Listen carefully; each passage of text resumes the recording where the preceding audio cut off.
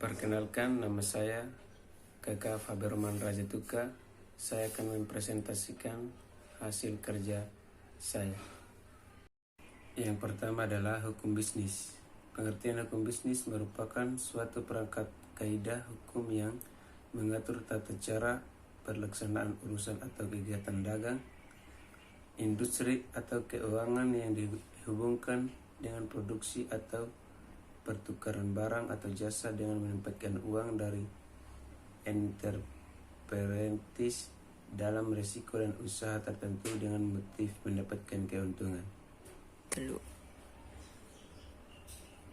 Yang kedua adalah ruang lingkup hukum bisnis, yakni kontrak bisnis, bentuk badan usaha atau PT, firma, CV, pasar modal dan perusahaan go publik, kegiatan jual beli oleh perusahaan investasi atau penanaman modal, likuidasi dan pilot, merger, akuisisi dan konsolidasi, pembiayaan dan perkreditan, jaminan hutang, surat-surat berharga.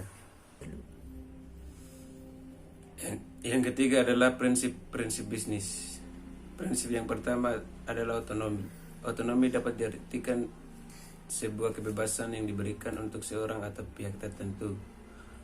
Yang kedua adalah kejujuran. Kejujuran merupakan sebuah karakter yang dapat meningkatkan value bagi perusahaan. Yang ketiga adalah keadilan. Prinsip keadilan dalam bisnis bertujuan agar segala sesuatu yang bertuang dalam visi dan misi perusahaan dapat berjalan sesuai dengan yang diharapkan.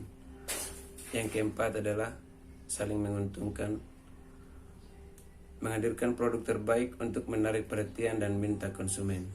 Yang kelima adalah integritas moral. Dengan berpedoman pada prinsip integritas moral berarti secara fisik dan mental para pelaku usaha menyadari bahwa bisnis bukan hanya sekedar mengejar keuntungan semata, namun lebih dari itu.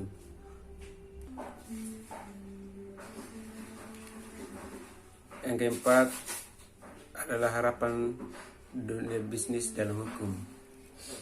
Dalam berbisnis diperlukan ilmu hukum karena pihak yang terlibat di dalam bisnis membutuhkan sesuatu yang resmi. Hukum dalam bisnis menjamin keamanan mekanisme pasar secara efisien dan adil terhadap semua pelaku bisnis. Yang kelima adalah pengertian globalisasi. Globalisasi adalah cara serapan dari globalisation. Secara bahasa, global memiliki arti mendunia, sedangkan isation memiliki makna merujuk kepada suatu proses. Menurut Kamus Besar Bahasa Indonesia, pengertian globalisasi adalah proses masuknya ke ruang lingkup dunia. Yang ketujuh adalah fenomena globalisasi. Globalisasi adalah suatu fenomena khusus dalam peradaban manusia yang bergerak terus dalam masyarakat global dan merupakan bagian dari proses manusia global itu. Kehadiran teknologi informasi dan teknologi komunikasi mempercepat akselerasi proses globalisasi ini. Globalisasi menyentuh seluruh aspek penting kehidupan. Yang kedelapan adalah pelaku dan subjek globalisasi. Yang pertama, pemerintah dalam negeri. Yang kedua, pemerintah luar negeri. Yang ketiga, masyarakat internasional.